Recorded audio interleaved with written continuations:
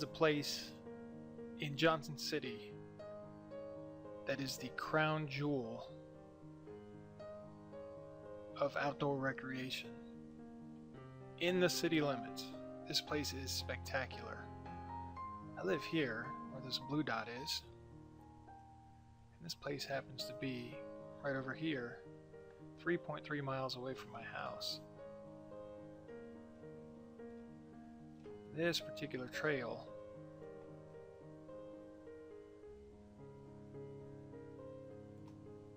is called Lone Oak Trail. It runs from Lone Oak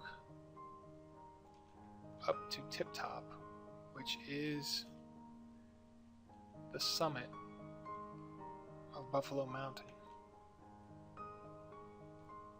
From this summit, you can see into North Carolina. It's Harrell, North Carolina right there. You can see Utica Mountain, and there's another one over here, I forget the name of it. Being so close to my house, I've been able to just run over here to try to get some exercise rather than running up and down stadium stairs or whatnot, or going to the gym. I decided, well, this is so close to my house, it's the same distance to my gym, I could just run up here and get some exercise. So I got the idea, well, why not see how fast I can do it in, and then try to whittle that time down. Last year I got below a 7-minute mile, and I was very proud. Over the winter I gained a lot of weight, struggled with some injury, and get back into shape. And I figured, what better way? I love this trail. This is one of my all-time favorite trails, bar none, and it's so close to town, it's ridiculous. I mean, there are nicer trails, but being so close in town and getting full cell signal on the trail, it's the perfect place to go to get away. And I'll be honest with you, it's a grueling trail. We've got a hike difficulty calculator, and so we're going to plug in the numbers and see what this one. The length of the trail is 3.6 miles. The total elevation gain, now I get mixed figures here. The low side is 1,300. I've seen as much as 1,800 from my GPS calculations. We're going to go with 1,400 on the elevation gain. So within 1.8 miles, actually less, 1.7, you've gained 1,400 feet in elevation. So we're going to calculate the height difficulty. It comes out to 20, which puts it as a difficult trail.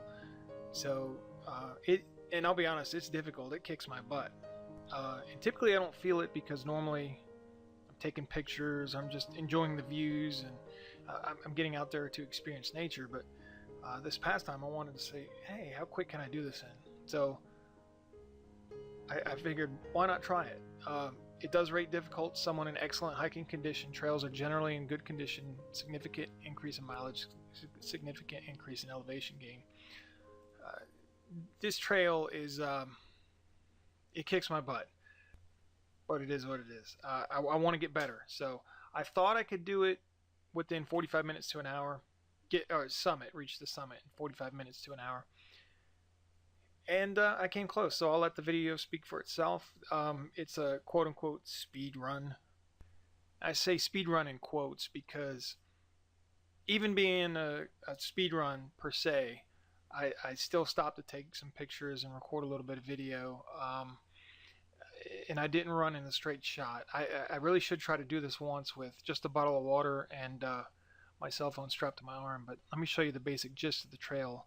You come in at this creek bed here, and then you run up a series of switchbacks. I count 20 switchbacks.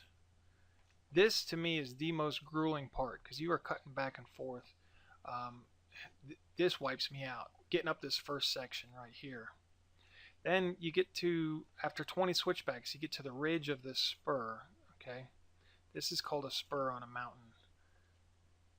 So you get to this ridge on this spur, and things calm down quite a bit. you get to catch your breath a little bit, and then you start getting some fairly harsh elevation gain about an eighth mile into the spur. And you come out into the clearing here.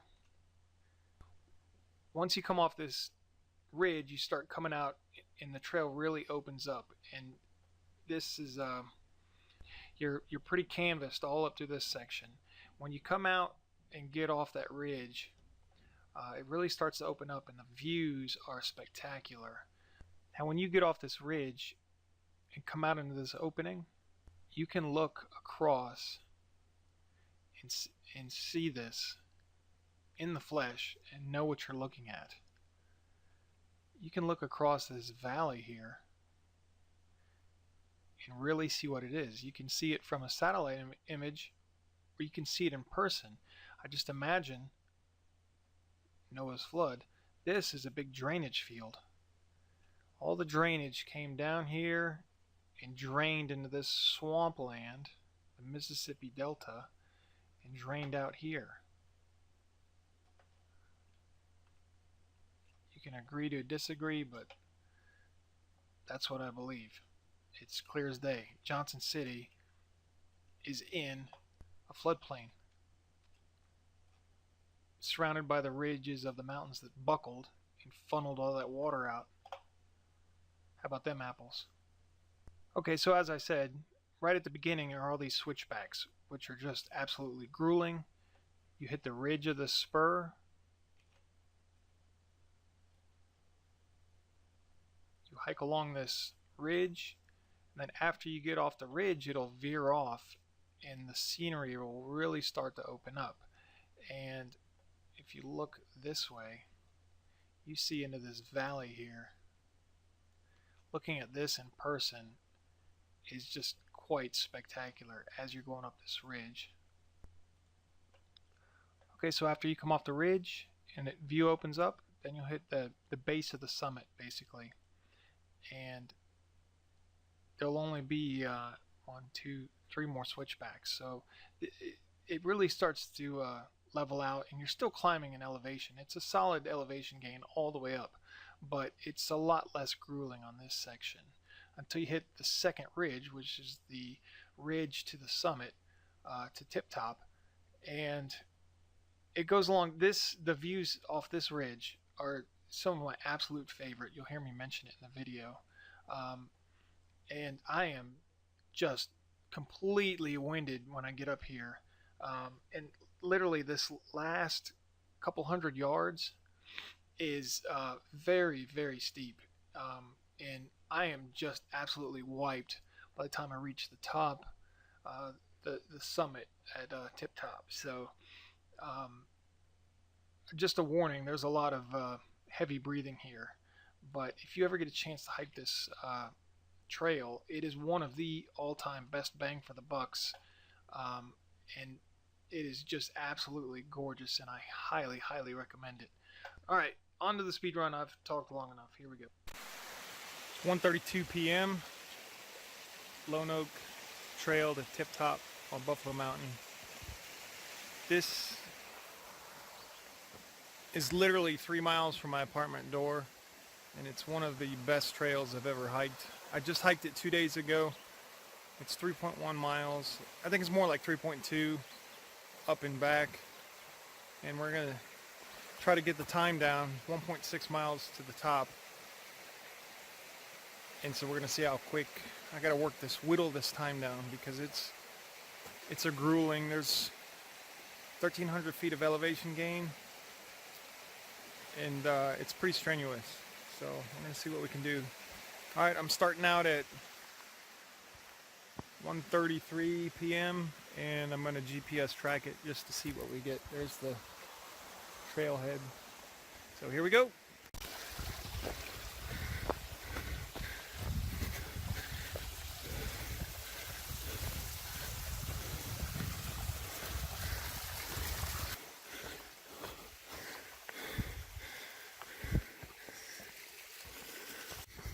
I'm on the 13th switchback.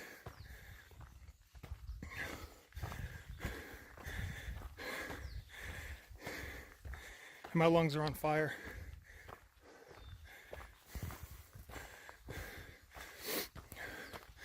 I'm about to hit the 14th switchback. And 14.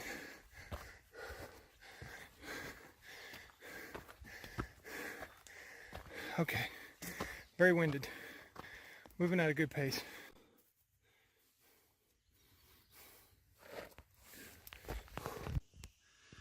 I'm halfway through the 18th switchback. After the 19th, which is short, you hit the 20th switchback, which is the ridge of the mountain. That's my waypoint. Right now I'm at about 17 minutes. Last time I made it in 19 minutes, 15 seconds. I'm feeling it today.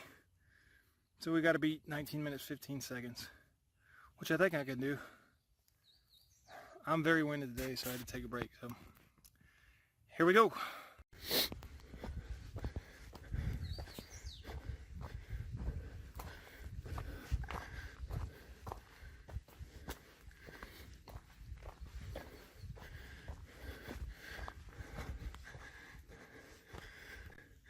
Okay, 19 minutes, 4 or 5 seconds. To make it to the first waypoint, that's the 19th switchback. The 20th switchback is the ridge of the mountain.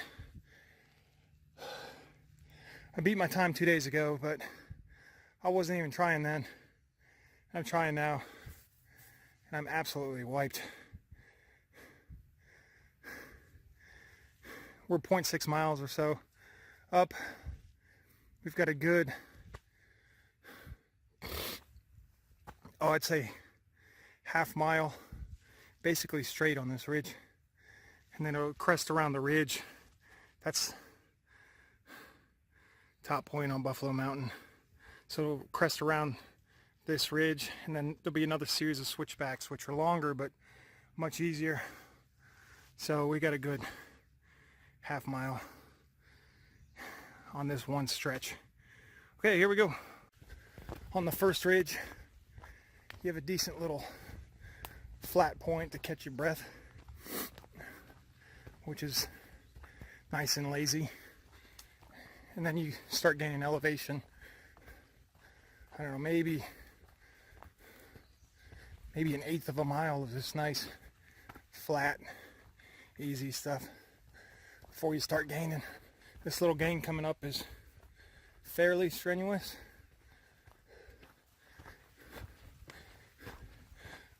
But all in all, after you get past this little elevation gain coming up, the trail becomes fairly easy. All right, we're on the first ridge elevation gain. It's a fairly grueling little section. But once you get past this, the views start opening up.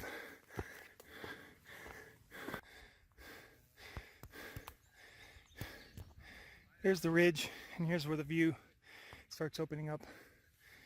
And I have people come in, which is a rarity on this trail, that's what makes it so great.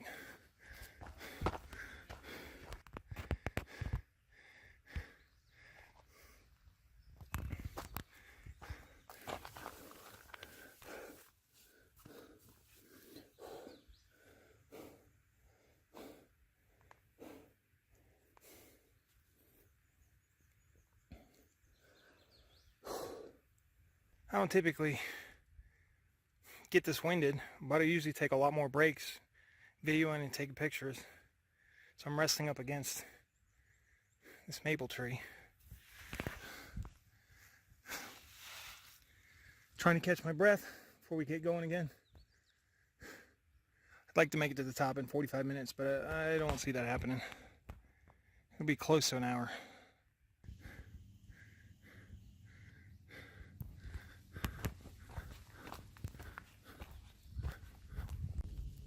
All right, we're on the final leg. It's the 23rd switchback, which is the ridge, the second ridge I call. And it's the final leg to the summit of Tip Top on Buffalo Mountain. This is one of my favorite spots in the world. The views are incredible. You can see North Carolina that way. You overlook Johnson City, Jonesboro, Greenville, that way, and it's just magnificent. It's got one of the prettiest summits there are.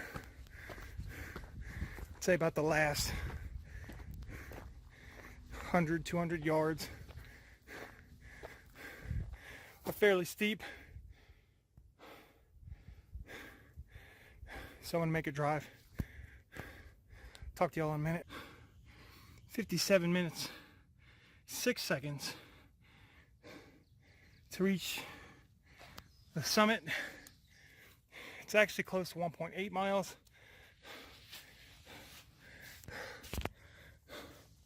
I'm gonna rest for 15 minutes exactly, and then head back down and subtract 15 minutes from overall time on the app.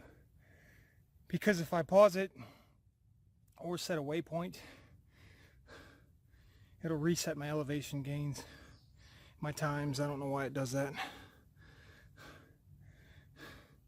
Once I catch my breath, I'll just show you around real quick, which, I mean, I was just up here day before yesterday. I really thought I could do it in 45 minutes. I took 4 very short breaks, 2 a little bit, twice as long as the other, just to catch my breath. And I guess I don't notice it normally because I spend so much time just capturing wildlife. Look at the mountain back there. That's Roan Mountain back that way. Irwin, North Carolina. Okay, let me catch my breath.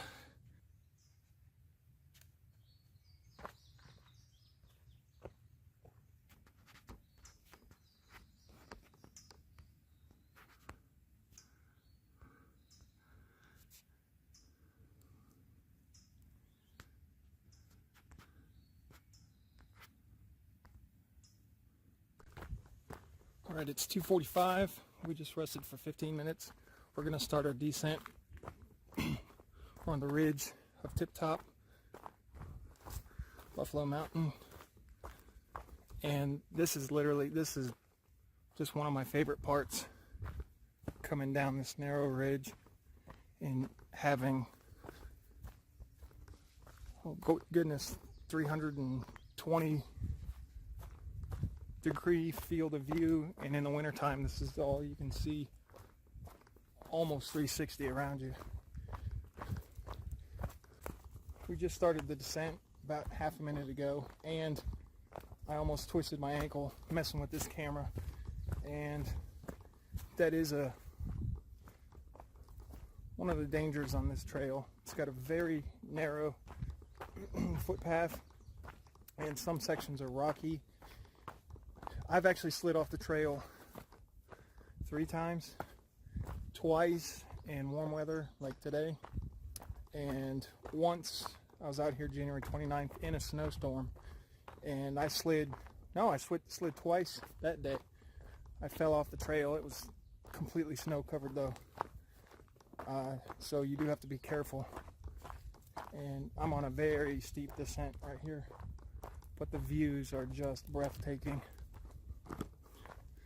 So I'm going to try to hurry. I would have loved to have stayed up there another 20 or 30 minutes and just relaxed and enjoyed the kind of on a speed run baseline, so to speak.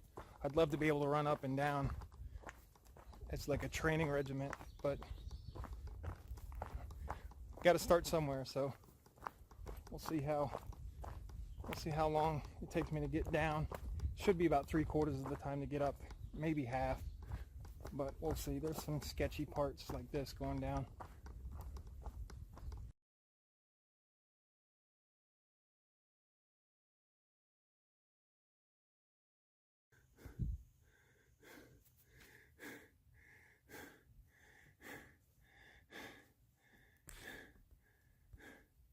Yeah, I just fell.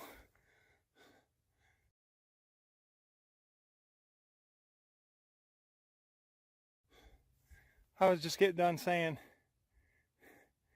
it can be fairly dangerous because it's very narrow. And I was running down. My camera almost went down.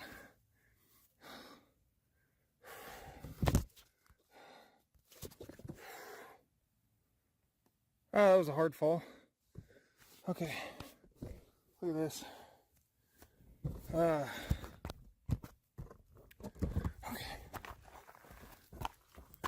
Oh, that sucks. Yeah, that sucks. Okay. That was a pretty hard fall.